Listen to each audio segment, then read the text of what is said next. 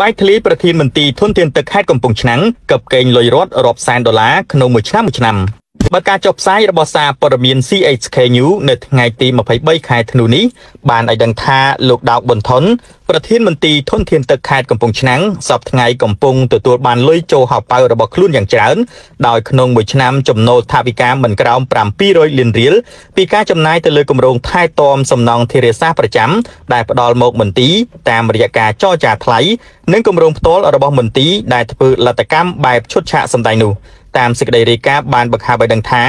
ចំពោះគម្រោងដែលក្រសួងធនធានទឹកបានផ្ដល់មកមន្ត្រីធនធានទឹកខេត្តកំពង់ឆ្នាំងទទួលអនុវត្តការងារក្នុងមួយឆ្នាំមានទឹកប្រាក់ខ្ទង់800លានរៀលដើម្បីធ្វើការថែទាំ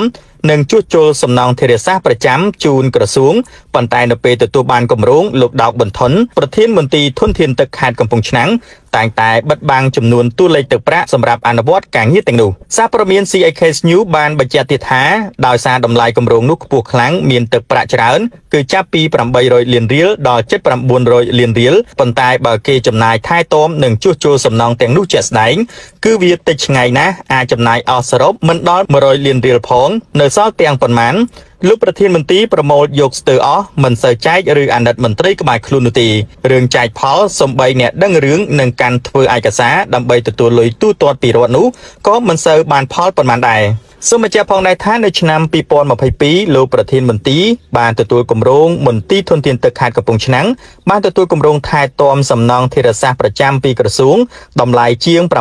893លានរៀលឬស្មើប្រមាណជាជាង22,000ដុល្លារហើយនៅក្នុងឆ្នាំ2022និងឆ្នាំ2023មន្ត្រីធនធានទឹកខេត្តកំពង់ឆ្នាំងបានចំណាយប្រាក់ខ្ទង់170លានរៀលក្នុងមួយឆ្នាំសម្រាប់ស្ដារប្រឡាយនៅពេជ្រសង្វាស្រុកបរិបូរប៉ុន្តែមើលទស្សនវិជ្ជាជាក់ស្ដែងគេយកតែអេសកាកាយនិងបានចំណាយប្រាក់ដ៏តិចតួចបំផុតជាមួយគ្នានេះរឿងធ្វើឃ្លាំងនៅឆ្នាំ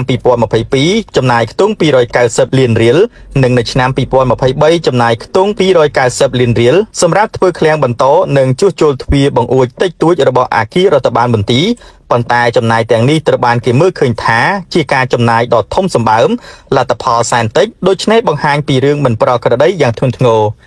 ករណីចំណាយថវិកាមិនប្រក្រតីនៅមន្ទីរធនធានទឹកខេត្តកំពង់ឆ្នាំងគួរក្រសួងធនធានទឹកក្រសួងអធិការកិច្ចនិងអង្គភាពប្រឆាំងអំពើពុករលួយជួយពិនិត្យនិងស្រាវជ្រាវផងតាក់ទងជាមួយនឹងរឿងនេះដែរនៅព្រឹកថ្ងៃទី23ខែធ្នូឆ្នាំ2023សារព័ត៌មាន CHK News ក៏បានបញ្ជាក់ដែរថាខ្លួនមិនអាចសុំការតាក់ទងបំភ្លឺពីលោកដោកប៊ុនថុនប្រធានមន្ត្រីធនធានទឹកខេត្តកំពង់ឆ្នាំងបាននោះទេ